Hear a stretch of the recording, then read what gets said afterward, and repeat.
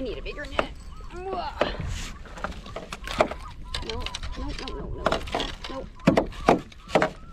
Relax, relax. Ornery bugger.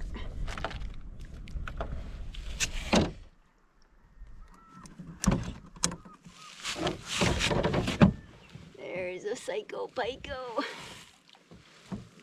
Bye-bye, buddy. Fighting a bit of wind today, coming oddly enough from the southwest.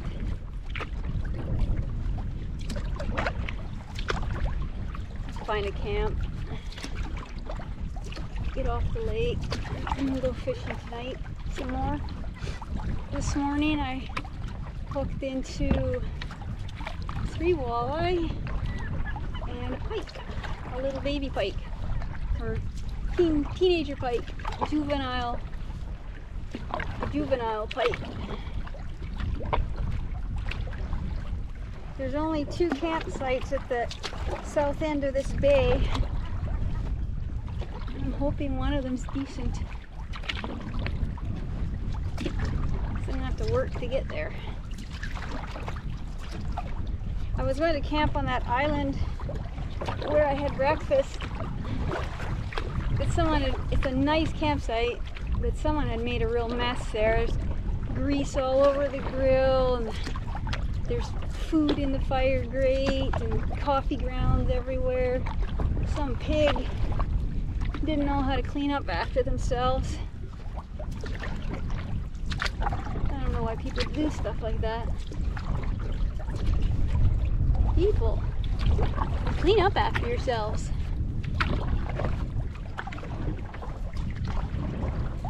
I used to only paddle the Canadian stroke out of principle, and then I was on a canoe trip one year with my dog, and she stepped on some glass near what looked like an old either trapper's cabin or fish camp.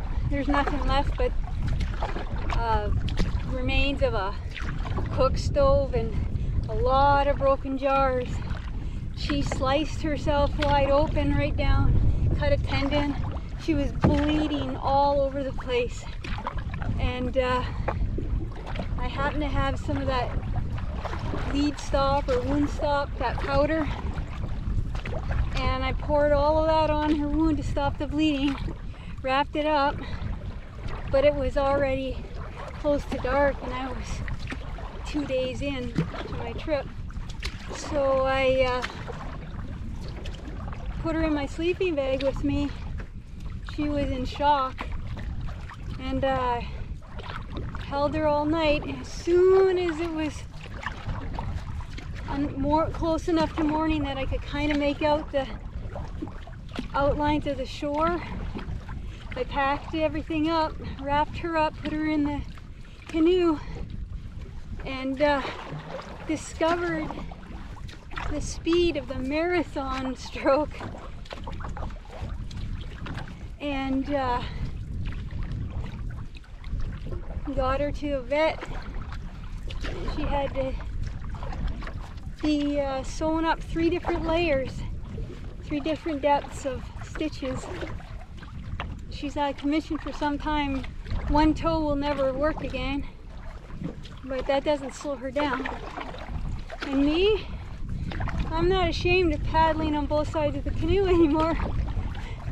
I even went so far as to get a bent shaft paddle. Nah, I paddle both. Canadian stroke is much more beautiful and quieter, I think. But for speed and efficiency in a solo canoe, there's nothing like a bent shaft paddle and marathon stroking. It's got me out of a few situations like this with, well, bigger wind than this, but and when I need to make distance and time, it's there for me. And I've had carpal tunnel issues in the past, because I have a desk job that requires the use of a computer and a mouse all day long. And this has relieved all of the problems and pain I had in my right wrist.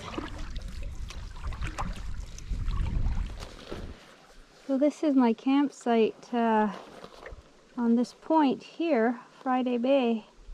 It's a pretty nice site. I think it must be a popular site. It's pretty warm.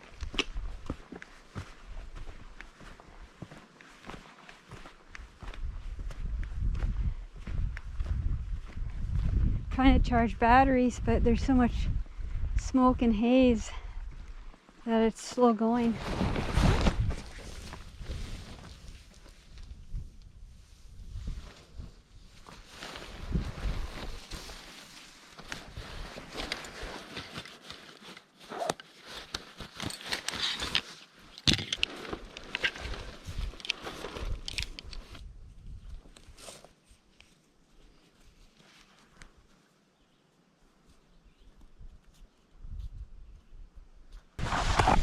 This is kind of a small tree for this, but I'm not very heavy, so it should be fine.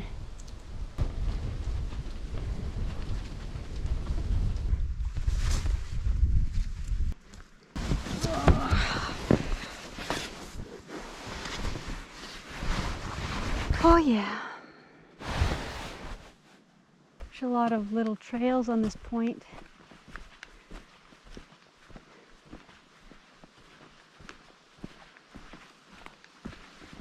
Let's go for a little walk.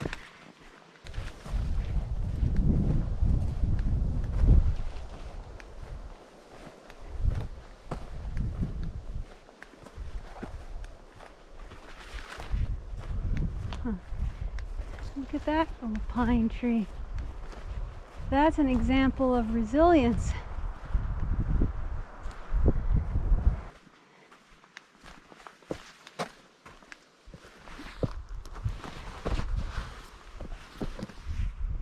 Wow. Woo! I hear another airplane.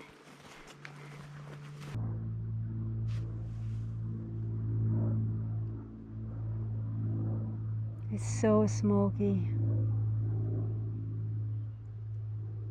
It's a shame though that the camera doesn't pick up the degree of smoke and haze in the air.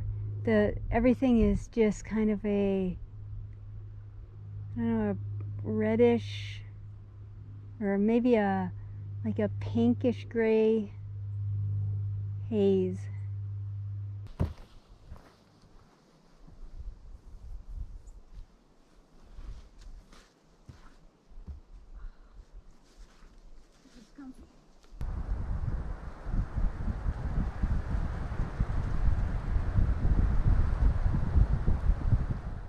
So that's another fire that I hadn't seen before.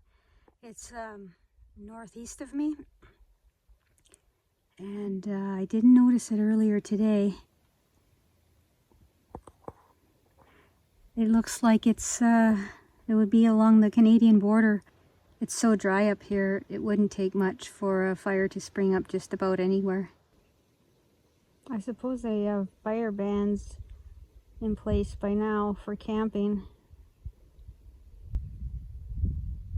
They didn't have any when I went in, but I've been using alcohol pretty much for everything except I did have that fish fry yesterday. I don't really have the ability to cook the fish with the little alcohol stove. Today we're having wind gusts up to 19 miles an hour, which is one of the reasons why I decided to move camp to get away from the fire. I was 4 miles from yesterday, but yesterday the wind was blowing towards me. Today the wind is blowing in a direction that blows the fire away from me.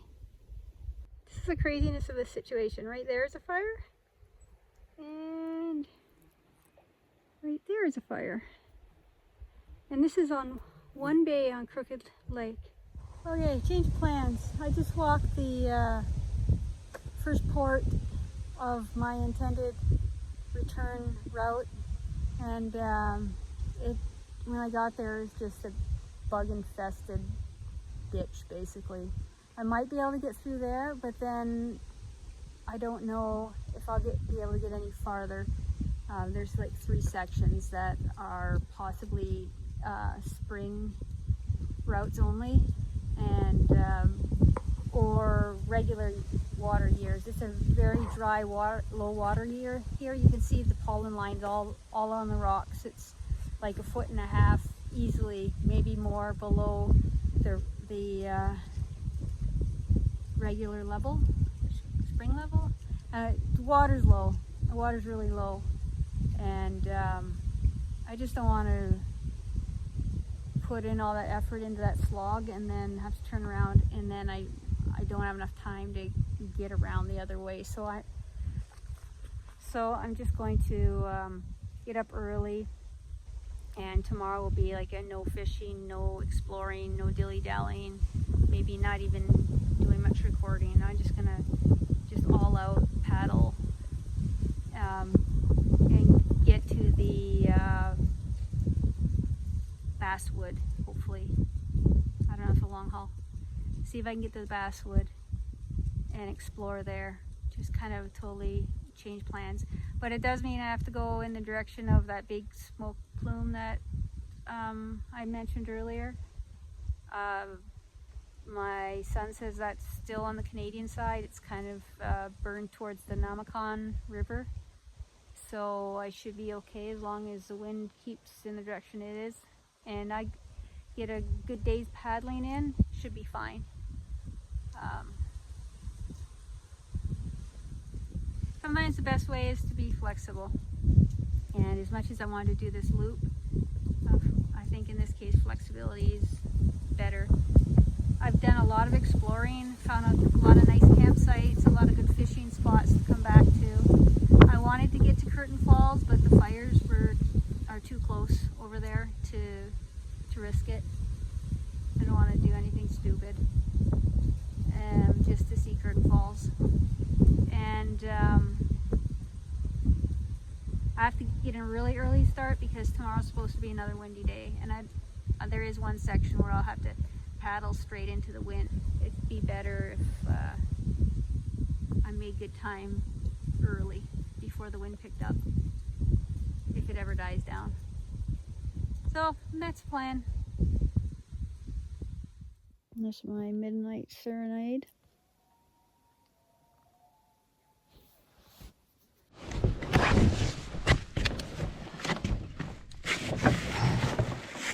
Oh my word! Mosquitoes!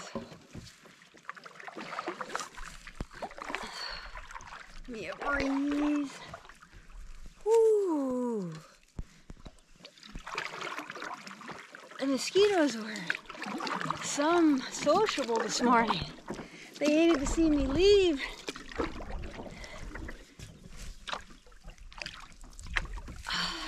That just about drove me to distraction. I got up before light and started breaking camp, and the mosquitoes were happy about that. Excuse me a minute while I comb the dead ones from my hair. And then there's these horseflies. They don't want to be left out either.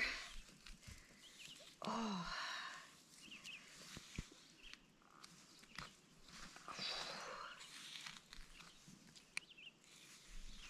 Well, that was fun.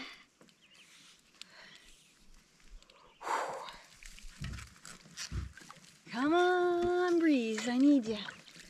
Okay, so I hemmed and I hawed about taking that route through the Papoose Lake, and it's kind of a marshy, muddy, buggy, water-free zone right now, so Instead, I'm going to do a marathon. Buggers. I'm going to do a marathon paddle here up to Basswood. That is a beauty right there.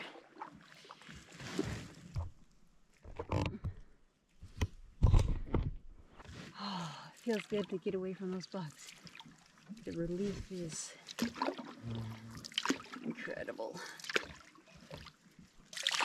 Oh, I'm gonna wash up out here where's a bug-free zone. Oh.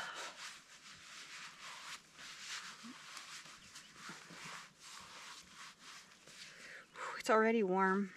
I think it's like 5 o'clock or so. What time is it? It is 5:52. And it's already warm. What a day. Oh, glasses. Where'd I put my glasses? Oh, there they are. Whew. Can't go anywhere without these old things. Okay.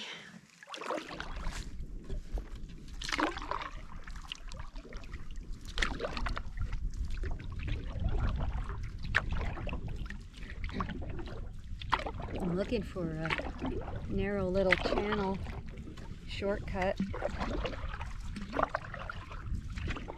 There's a narrow channel and then there's a narrow opening for a bay, and they're one right beside the other. The channel is north of the bay. East. So much beauty. I gotta find this channel, and I think it's straight ahead.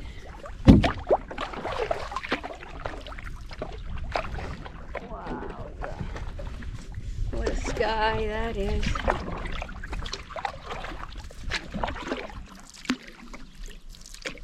Oh, raindrops. I don't think this is a channel. How can this be a channel? I think it's next one over maybe. I don't see any way through here. Okay, the channel is the next one over.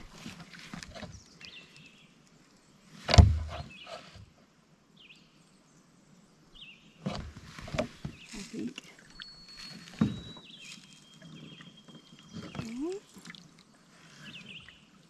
No way. Huh, all right. Yay, I didn't paddle for nothing. There is hardly enough water to float a boat. Yay. That's awesome. All right.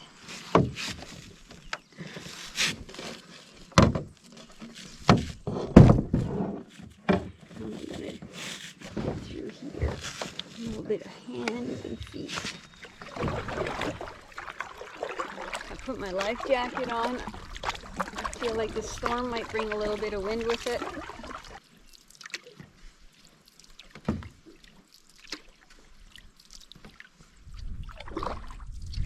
I've been paddling non-stop since this morning. Getting close to lunch. Fighting a bit of a wind.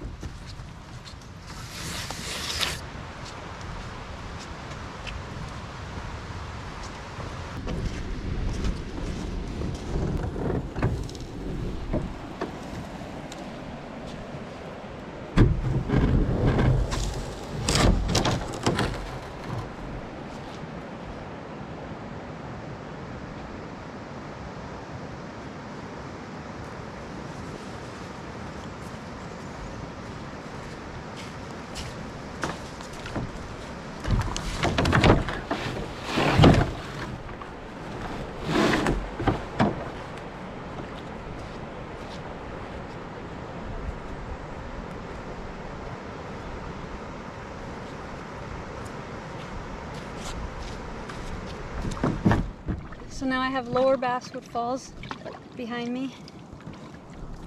The next port will be the Wheelbarrow port. I think it's on the Wheelbarrow Falls. And then the Mega Slog Upper Basswood, which I don't know, I think it's like a mile long or something like that, maybe longer. It's called the Horse Portage, and I guess if they have a name, they're significant.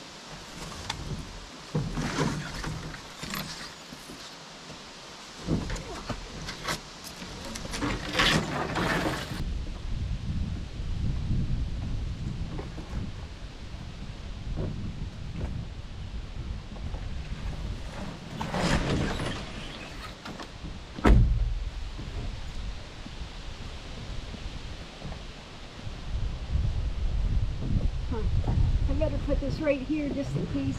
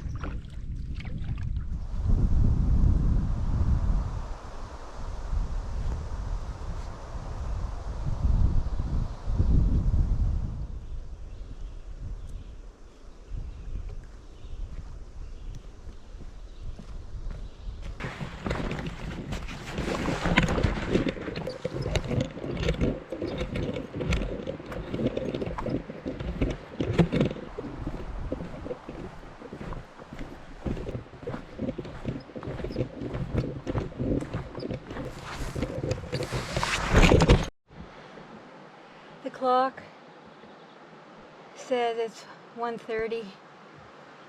It feels like it's about 6 o'clock. I'm whipped. I gotta keep moving. And I'm gonna have to eat something. I'm beat. I've been at this since before 6 o'clock, like 5 o'clock. I got up before 5 o'clock. And it's hot, and I'm tired. I'm whippered out. But I'm getting pretty close to the Upper Basswood Falls. Let's see, that's the Horse Portage. See if I've got enough in me for that.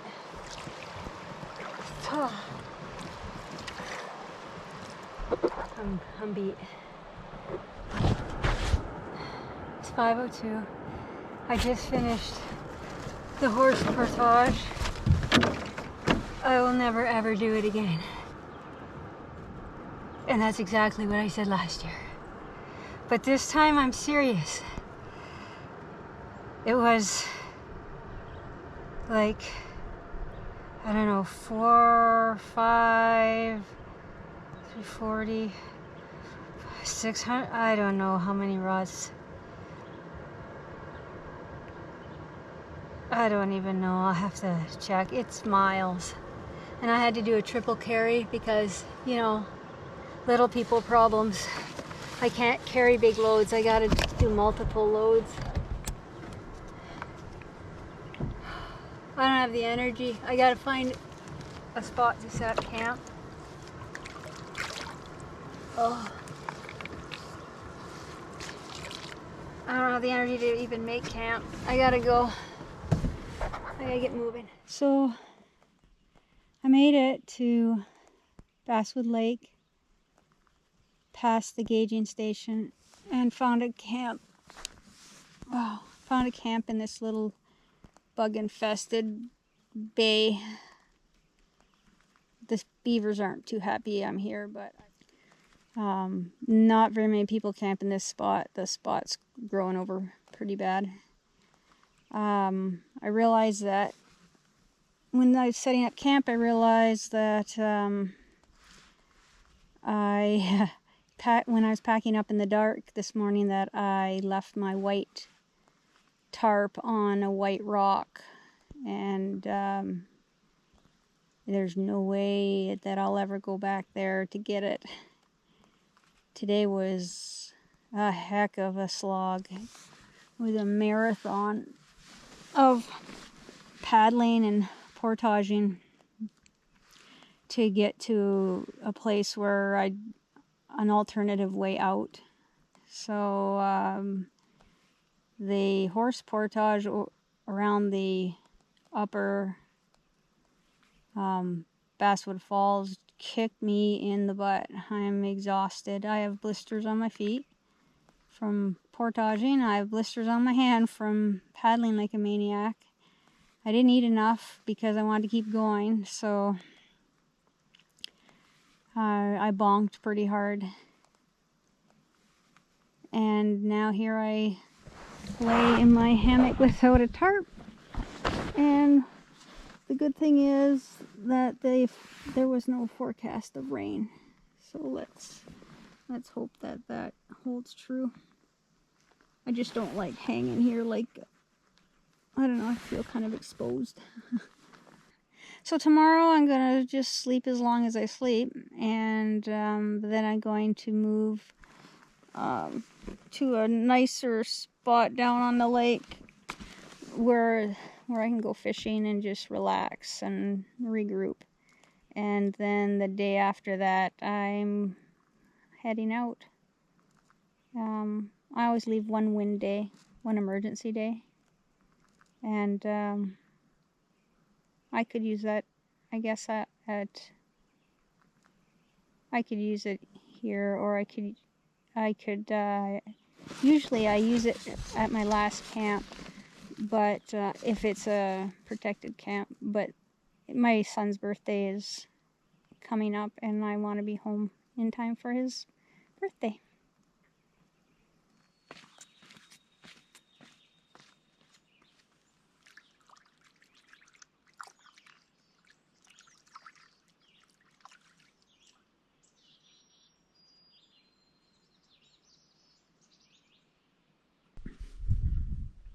So I mentioned that yesterday I got blisters.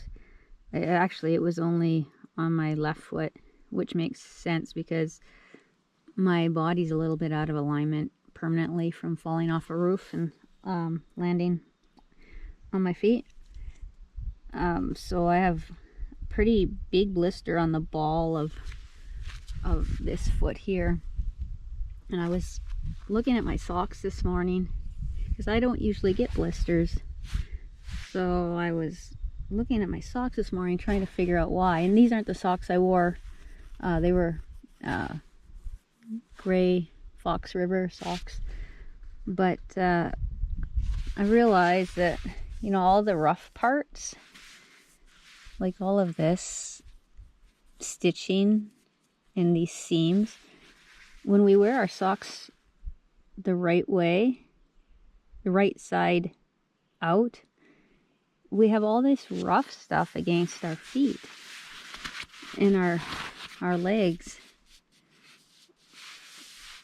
Why wouldn't we wear them the other way, inside out?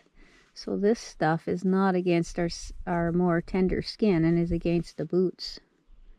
So I'm going to give that a try for a while, especially today because this foot's super tender with that blister on it. Well, I survived yesterday, but every part of me is tired right now. Even just trolling is tiring.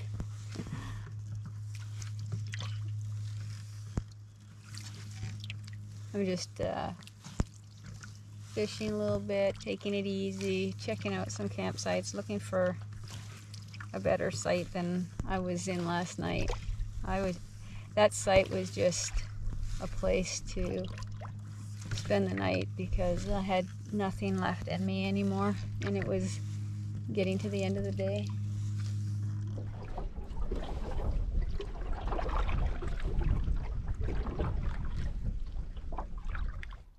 Beautiful Jackfish Bay. I think jackfish might be a term used for pike. The smoke is really thick right now. It's thick in the air, it smells bad. And it's covering the sun. My solar panel's not even charging the battery. Crazy. The wind's coming from the north, so I'm guessing all this smoke is Bwca smoke.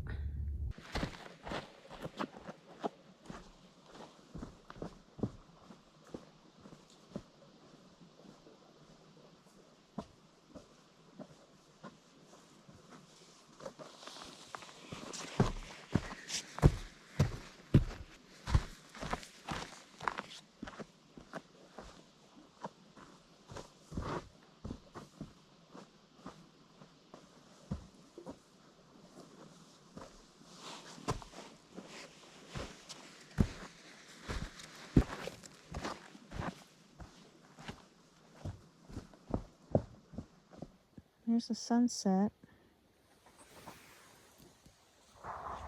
Not a bad spot, eh? It's a giant campsite for just little me.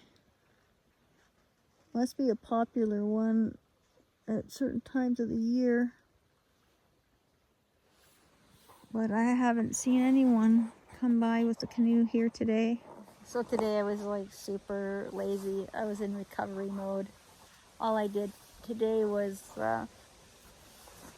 nap on the beach, go for a swim, fish off the point, charge batteries, eat, nap some more, fish some more. I just had a recovery day. My foot's still a little bit sore. The blister's pretty full of fluid, so that'll make tomorrow interesting. But other than that, I feel pretty good. I was just tired out. It was a big day for me. It was a long haul, 12 hours. I was either paddling or portaging 12 hours straight. And big mistake, I really didn't take any time to eat. I just had some snack food, you know, some dried berries, granola bar, just little bits and pieces, and that was a horrible mistake. I should have had better food for a day like that. I really didn't feel my body very well, and my body said that was stupid. It wasn't the first time. It won't be the last. When I get going on something, I find it very difficult to stop for things like eating. I don't know, it's just how I am. I just don't want to lose the momentum. I want to keep the pace going. I feel like if I stop, then starting back up is twice as painful. So I just keep going. Not always the best plan. I had a really good time. It went way too fast. All the smoke and there was a little bit of worry about fire for me when the wind started picking up, and it was kind of unpredictable. The weather forecast would be for wind in one direction and then it would be in another direction, so it was kind of hard to plan. The time did really go fast. Maybe next year I have 3 weeks here. Wouldn't that be something? My family might disown me though.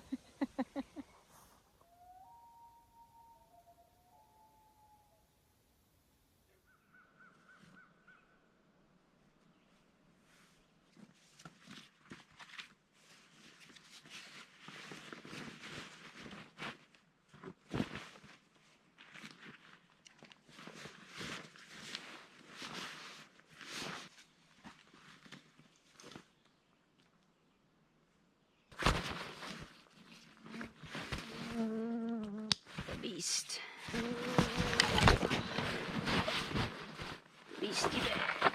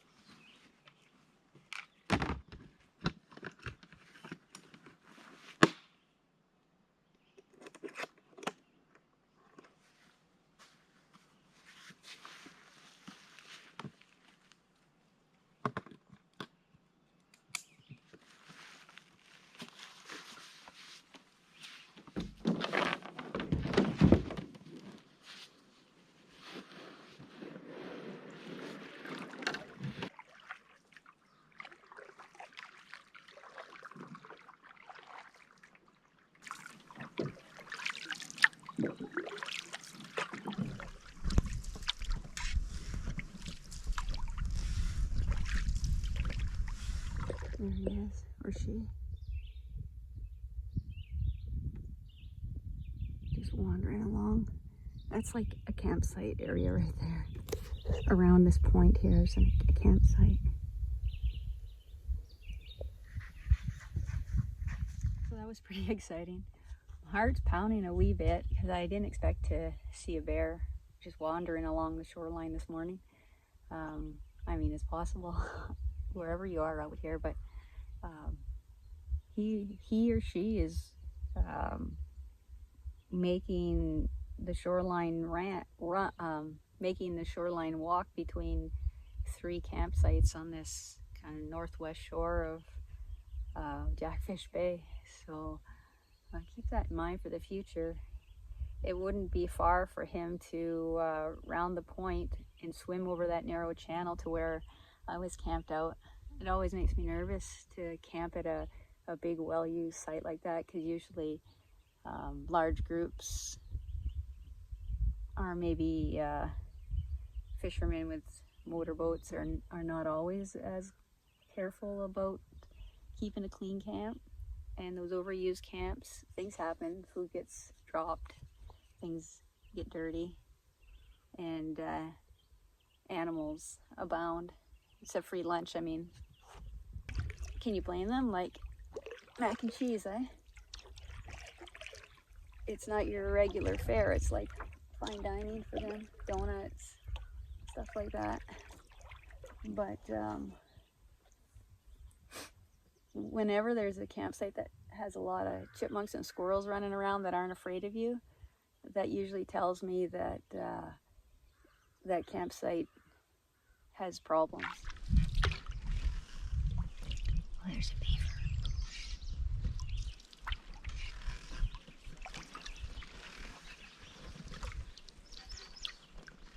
He's straight in front of me. There he is.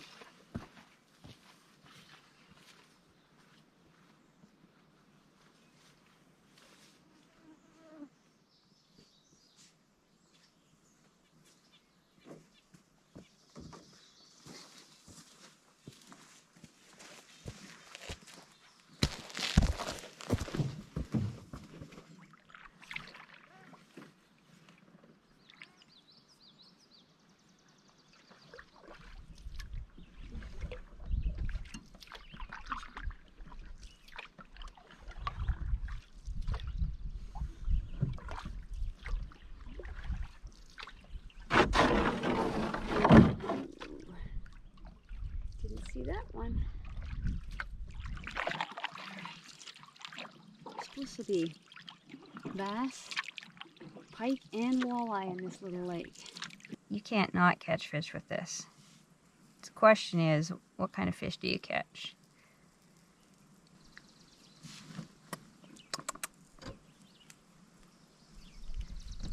See what happens. Oh yeah.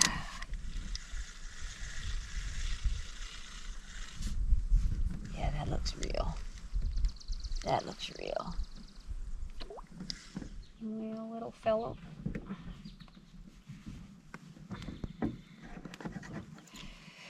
Just a little baby. Whoops!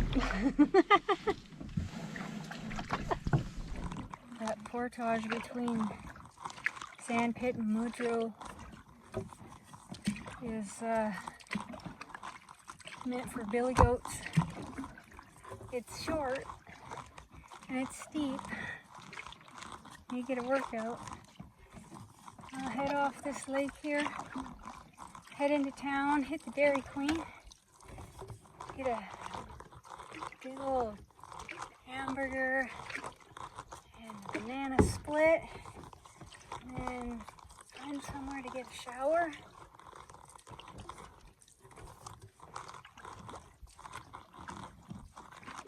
And reminisce.